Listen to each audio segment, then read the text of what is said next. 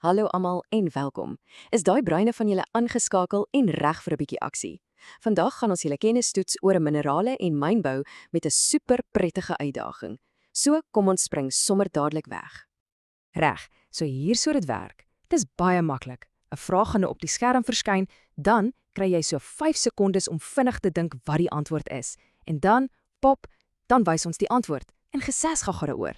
Klink goed. Kom ons begin. Reg, hier gaan ons met deel 1. Ons begin met die basiese dinge. So kom ons kyk hoe goed jy weet presies wat minerale is. Die eerste vraag is op pad.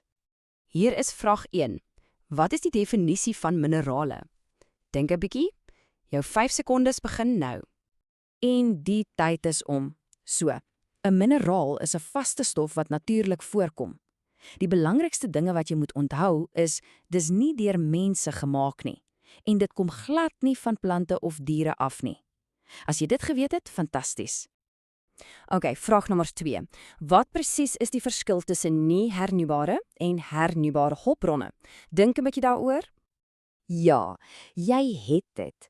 Nie hernubare hulpbronne is daai goed wat kan opraak. Ons kan hulle nie sommer net weer maak in ons leeftyd nie. Minerale is 'n perfekte voorbeeld.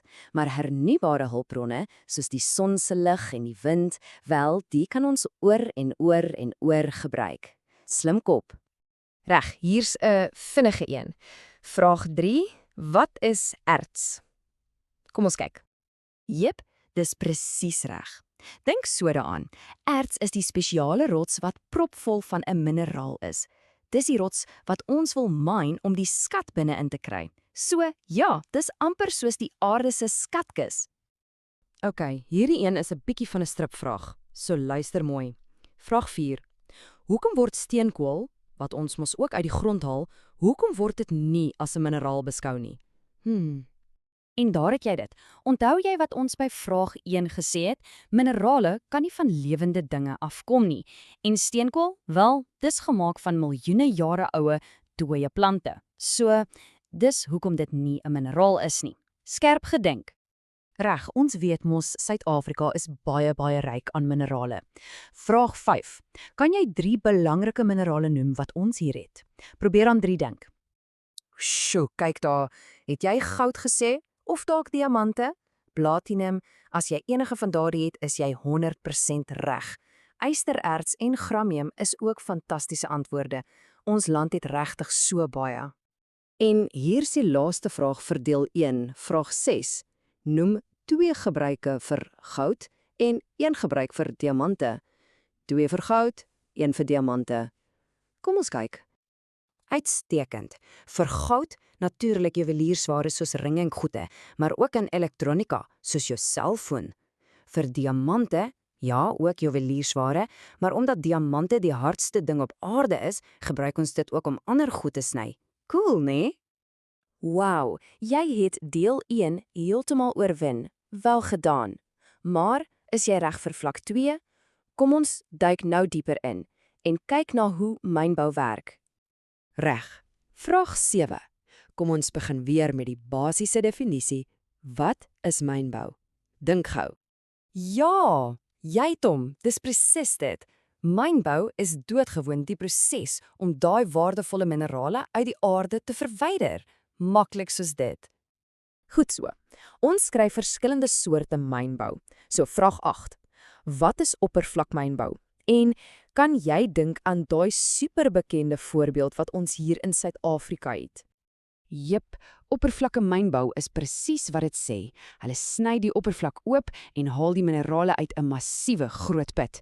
En daai bekende voorbeeld? Natuurlik die groot gat in Kimberley. Dis mos waar hulle jare terug vir diamante gegrawe het. OK, so dis een tipe. Wat van die ander een? Vraag 9. Wat is die 2 hoofkenmerke van diepvlak mynbou? 'n Ander naam daarvoor is skagmynbou. Wat is die 2 belangrikste dinge om te onthou? Briljant. Die 2 sleutels is: eerstens, dis vir minerale wat baie diep in die aarde is. En tweedens, hulle maak 'n diep skag, dis soos 'n tonnel wat reguit afgaan, en gebruik 'n hysbak om die myners op en af te vat. Reg, vraag 10.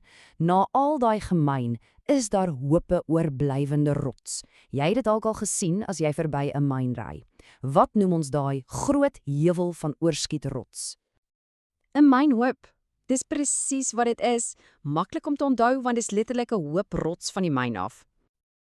OK, nou vir 'n ernstige onderwerp. Vraag 11. Wat is die afkorting SMD en wat presies veroorsaak dit? Reg, kom ons kyk eers na die afkorting. SMD staan vir suurmyndreinering. Dis 'n mondvol, maar 'n baie belangrike een om te onthou. So, hoe gebeur hierdie suurmyndreinering? Dink daaraan in 3 stappe.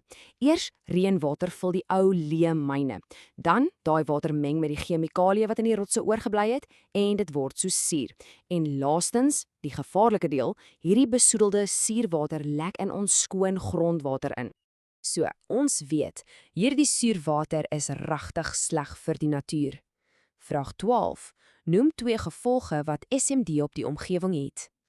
Ja, en die gevolg is nogal erg. Die diertjies en vissies wat in daai water leef, gaan dood. Plante kan ook nie daarin groei nie. En as boere per ongeluk daai water gebruik op hulle gewasse, kan dit mense wat dit eet baie siek maak. Reg, ons is by die heel laaste vraag van die uitdaging. Vraag 13. Behalwe vir SMD noem nog 2 maniere hoe mynbou die grond, plante en diere beïnvloed. Baie goed, die 2 grootstes is 1. Die boonste laag grond en al die plante word heeltemal verwyder. En 2. As jy die plante en bome wegvat, beteken dit die diere en plante wat daar gebly het, verloor hulle huise, hulle verloor hulle habitat. En jy's klaar, jy het dit gedoen. Vol punte vir jou. Jy het die hele uitdaging voltooi. Sjoe, ek is super beïndruk met jou harde werk.